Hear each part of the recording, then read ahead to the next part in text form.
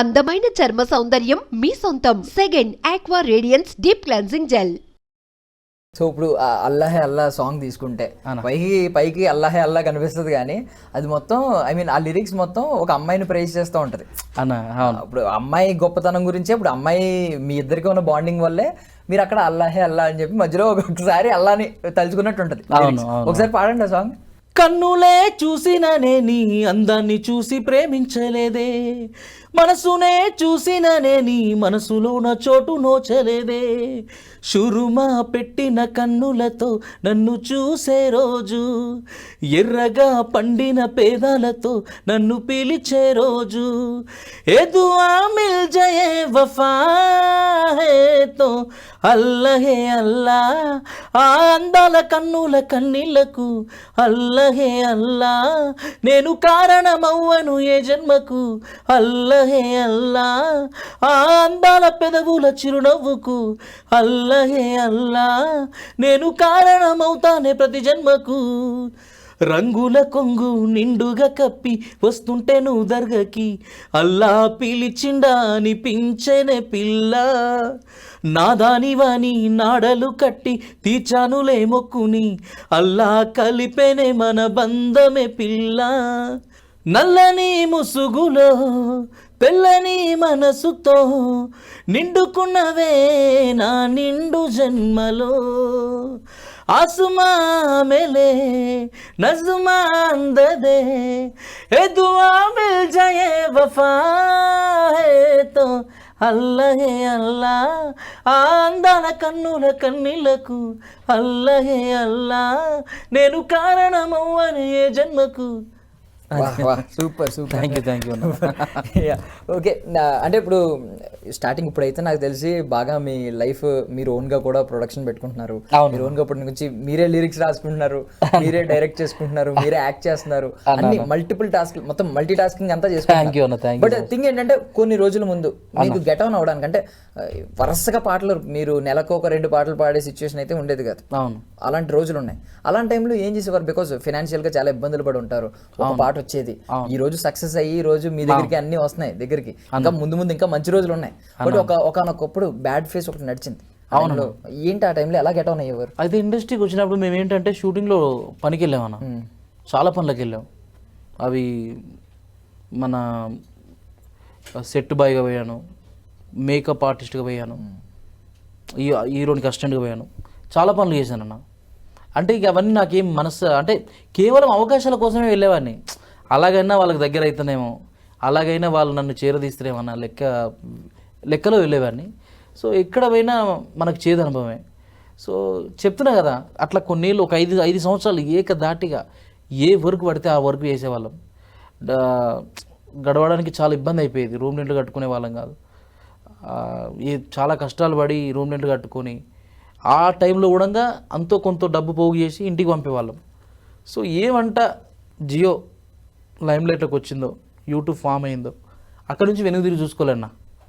ఈరోజు ఇంత హ్యాపీగా ఇక్కడ నించున్నానన్న, ఒక కార్లో తిరుగుతున్నానన్న, ఒక ఇల్లు కొనుక్కున్నానన్న, నేను ఇంత హ్యాపీగా ఉన్నానంటే యూట్యూబ్ అన్న. రియల్గా చెప్తున్నా. తెలియకుండా అంబానీకి థ్యాంక్స్ చెప్పేశారు. అంటే అంతకన్నా ముందు ఇంటర్నెట్ ఉంది, కానీ మనం ఇంటర్నెట్ జస్ట్ డాటా ఆన్ చేయాలంటేనే భయపడేవాళ్ళం. ఇప్పుడు మొత్తం 3K 4K. ఎప్పుడైనా ఎవరినైనా అనుకున్నారా నా విలువ నీకు భవిష్యత్తులో తెలుస్తుంది? బికాజ్ మీరు సెట్ బాయ్గా వెళ్ళినప్పుడు, మేకప్ ఆర్టిస్ట్కి వెళ్ళినప్పుడు, ఇలా చిన్న చిన్న రోల్స్కి వెళ్తున్నప్పుడు కొంతమంది మిమ్మల్ని చాలా కొంచెం హీనంగా ట్రీట్ చేసిన 100% చూసారు. అప్పుడు ఎప్పుడైనా అనుకున్నారా నా విలువ నీకు తెలుస్తుంది, ఒక 5 ఏళ్ళ తర్వాత, ఒక 4 ఏళ్ళ తర్వాత నా విలువ తెలుస్తుంది, నా కళ తెలుస్తుంది ఎప్పుడైనా అనుకున్నారా? అనుకున్నాం. వాళ్ళు ఎదురయ్యారు, సారీ చెప్పారు. సారీ రా, ఆ రోజు నేను అనాల్సింది కాదు, ఈరోజు నీ విలువేందో అర్థమైంది అని అన్నారు. మనం క్షమించి వదిలేయడమే అన్న. ఇంకా అదే అట్లా పెట్టుకొని నువ్వు ఆ రోజు అట్లా చేసినావు, నేను ఈరోజు అట్లా చేసినావు, నేను నీ రివెంజ్ తీసుకుంటే కుదరదు అన్న. అప్పటి సిచ్యువేషన్ అప్పటిదే. మీ గెలిపే రివెంజ్ అవుతుంది, రివెంజ్ తీసుకోవాలి. అదే నా కార్ కూడా success is the best revenge అని ఉంటుంది. ఇదేంటి ఇక్కడ కూడా కదా, అదేనా success is the best revenge అని ఉంటుంది. ఇక్కడ ఇంకోటి ఇది మ్యూజిక్ సింబల్. అంటే 2 టాటూస్ ఉన్నాయి. అంతే. అంటే మనం దీంతోనే బతున్నాం కదన్న. సో అవి ఉండాలని. ఇంట్లో ఎప్పుడన్నా ఇబ్బంది పడ్డారా అంటే మీ ఫాదర్ నుంచి కానీ మదర్ నుంచి కానీ ఎందుకురా ఇవన్నీ మానేసి ఏదన్నా ఇది చూసుకో అది చూసుకో మన ఐ మీన్ చిన్న వ్యాపారం పెట్టుకో లేదంటే ఏదైనా పని చూసుకో ఇలాంటివి చూసుకో ఎందుకు అట్లా అనలేదన్న మా అమ్మ నాన్న ఎందుకు అనలేను కానీ మా కాళ్ళని అర్థం చేసుకోరు. మా అమ్మ నాన్న ఇద్దరికి నిజంగా ఎన్ని దండాలు పెట్టినా తప్పలేదు. వాళ్ళు మమ్మల్ని బాగానే ప్రోత్సహించారు. అంటే వాళ్ళకి తెలుసు అంటే వీళ్ళకి ఏదో ఒక తపన ఉంది. వాళ్ళంతా కష్టపడి కూడా మాకు ఛార్జీలకు ఇచ్చి ఇట్లా వెళ్తున్నాం అమ్మ అంటే అప్పు చేసినా సరే ఇచ్చేవాళ్ళు. బంగారం కుదబెట్టి ఆల్బమ్ చేస్తుంటే ఇచ్చిన రోజులు ఉన్నాయి. మా ఫస్ట్ ఆల్బమ్కే మా అమ్మ బంగారం కుదబెట్టి మాకు చెప్తే నమ్మవు పుస్తే కుదబెట్టి ఇచ్చిన రోజులు ఉన్నాయి. పుస్తే కుదబెట్టి ఇచ్చిన రోజులు ఉన్నాయి. అప్పట్లోనే 10 సంవత్సరాల కిందనే 5,000 ఇచ్చి పంపించింది. ఆ టైంలోనే ఆల్బమ్స్ చేసినాం. ఆల్బమ్ ఆ కెమెరామెన్ చక్కగా ఎక్కడ డిలేట్ అయింది. తర్వాత సఫర్ అయినాం. మళ్ళీ స్టార్ట్ చేసినాం. మళ్ళీ చెప్తున్నాను కదా ఇంకా స్టార్ట్ అయిందంటే ఇందులోనే సక్సెస్ అయిన తర్వాత మీ మదర్కి మరి ఏమి ఇచ్చారు గిఫ్ట్ మీ నుంచి ఆవిడ ప్రైడ్ ఫీల్ అయ్యేలాగా? అమ్మక ఇద్దరం కలిసి అమ్మకి అంటే మనం ఆమెకు ప్రతి సందర్భంలో చెప్తా ఉంటారు కదా అన్న మీ కొడుకులు ఇట్లా అరే పాటలు పాడేటోళ్ళ అమ్మరా రామలక్ష్మణ్ వాళ్ళ అమ్మ అరే వాళ్ళ అమ్మరా ఇలా ప్రౌడ్గా చెప్తున్నారు. మా చుట్టాలు చాలా చీప్గా చూసేవాళ్ళు మమ్మల్ని. చీప్ అంటే చాలా అంటే మా అప్పుడున్న సిచ్యువేషన్లో ఇల్లు కరెక్ట్ ఉండేది కాదు, పొలం లేకుండేది కాదు, చాలా ఇబ్బందులు పడ్డ రోజులు ఉన్నాయి. చాలా కటిక దరిద్రమైన జీవితాన్ని అనుభవించినాం. ఒక దిక్కు ఇట్లా వర్షం కురుస్తూ ఉంటే ఒక దిక్కు ఇట్లా పడుకున్నా.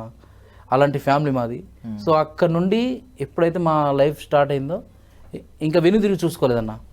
మనకి ఏది లేదో ప్రతిదీ మనం కొన్నాం. మనకి ఏది బాధ కలిగిందో ప్రతిదీ మనం కైవసం చేసుకున్నాం. ప్రతిదీ ఇప్పుడు కార్లో తిప్పుతున్నారు. అప్పుడు ఎంత కష్టపడిన కార్లో తిప్పాను, ఫ్లైట్లో తిప్పాను. మా ఊర్లో అంటే ఇది గొప్ప కానీ కాదన్న, ఏముంది 5,000 పెడితే ఫ్లైట్ పెద్ద పని కాదు. కానీ ఆ ఎక్కియాలన్న మనసు ఉంటుంది చూసినావా, అది గొప్పది. అంటే నేను ఎక్కించానని చెప్పట్లేదు.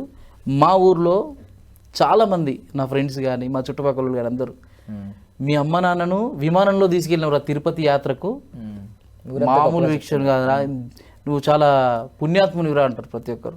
మా అమ్మ నాయనను మొదటిసారి విమాన ప్రయాణం మా భార్యను అందరం కలిసి ఫ్యామిలీ సమేతంగా తిరుపతి తీర్థయాత్రకు తీసుకెళ్ళి చూసిన వాళ్ళు మస్తు భలే అనిపించింది వాళ్ళకి.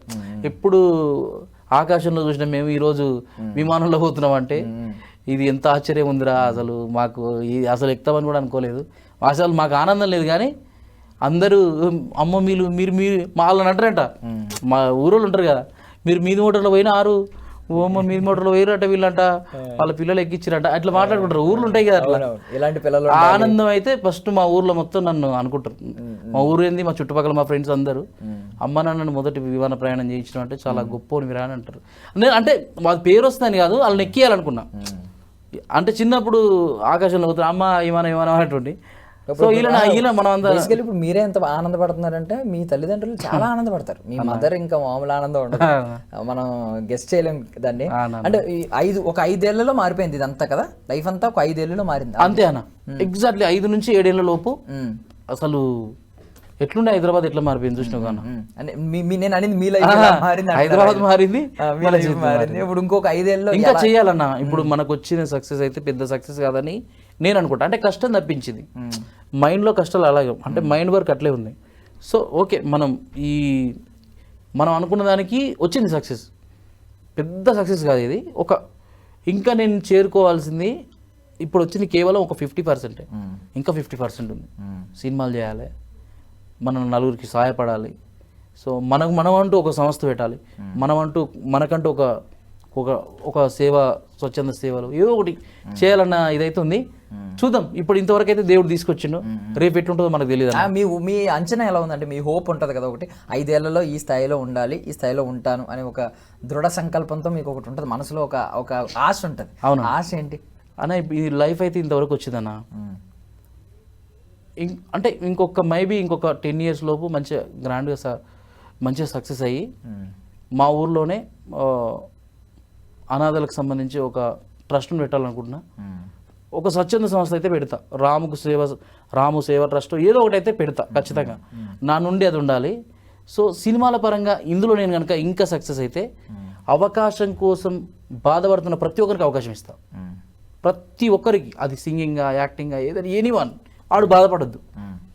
మహా అంటే ఒక అవకాశం అని ఫ్యూచర్ బాగుందా ముందుకెళ్తాడు, లేదా వెనక్కి వెళ్తాడు, అంతే కదా.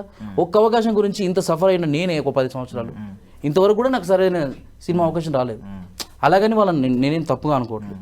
ఏదో ఒక రోజు నేనే సినిమా తీసే స్థాయికి వెళ్తానేమో, నేను తీస్తా, అదే ఆ రోజు అదైతే నాకుంది. సో అవకాశం గురించి సఫర్ అయిన ప్రతి ఒక్క కళ ఉన్నాడు, అలాగని విచ్చలవిడిగా కాదు, కళ ఉన్న ప్రతి ఒక్కరికి వాళ్ళ టాలెంట్ చూసి అవకాశం కల్పించే ఇదైతే ఒకటి పెట్టుకుంటా. తర్వాత ఒక ట్రస్ట్ అయితే పెడతాను. సో ఇప్పుడు మీరు రజనీకాంత్ డైలాగ్ ఉంటుంది, నేను గెంజి చూసాను బెంజ్ చూసాను అని చెప్పి. సో గెంజే బెంజ్ రెండు చూసుంటారు, రెండు ఎక్కారు. ఐ మీన్ నేల కూడా చూసిన, నేల టికెట్ అంటారా, అది కూడా చూసిన. ఓకే, ఇప్పుడు మీరు ఈ డబ్బు యొక్క ప్రాధాన్యత, డబ్బు విలువ ఏంటి, డబ్బు యొక్క ప్రయారిటీ ఏంటి లైఫ్ లో అన్ని చూసారు. డబ్బుకి, బంధాలకి, అన్నిటికి విలువ చూసారు. బట్ ఇప్పుడు రామలక్ష్మణ్ అని అనుకున్నాం కదా, ఎంతో అన్యోన్యంగా ఉండేవారు. ఈ డబ్బు మీ మధ్య ఏమన్నా, ఐ మీన్ మీ మధ్య ఇంకా అన్యోన్యతను పెంచుతుందా? ఏమన్నా దానివల్ల ఏమన్నా నెగిటివిటీ ఏమన్నా కనిపిస్తుంది ఎప్పుడైనా? అదేం లేదన్న, అలాంటి ఏదేం లేదు. ఇప్పుడు పెళ్ళిళ్ళు అయినాయి కాబట్టి అంతకన్నా ముందు బ్యాచిలర్ లైఫ్ ఉన్నప్పుడు కలుసుకొని అదంతా ఉండేది. సో ఇప్పుడు పెళ్ళి అయినా కాబట్టి తప్పదు, కొన్ని సిచ్యువేషన్లో మనం ఇప్పుడైతే అందరం ఒకటే తరుణం. సో ముందు ఎవరి ప్లాట్ఫామ్ అంతే, ఎవరి అవకాశాలు బట్టి వాళ్ళు అంతే. ఇప్పుడు బుల్లెట్ బండిట్ లక్ష్మణ్ అనే ఆయనకు ఒకటి ఉంది, రామ్ అద్నన్ అనేసి నాకు ఒకటి ఉంది. సో ఇద్దరం ఒకటే, నేను విడిపోయినా అట్లా కాదు. సో ఇప్పుడు ఆయనకు పాట రాస్తే ఒక పెద్ద రెవెన్యూ ఇస్తారు, నేను పాట పాడితే చిన్నది కాబట్టి ఒక చిన్న రెవెన్యూ. అంటే నాకున్న దాంట్లో నాకు ఆయనకున్న దాంట్లో ఆయనకి. సో అట్లా ఏమన్నా ఉంటే ఉండవచ్చు.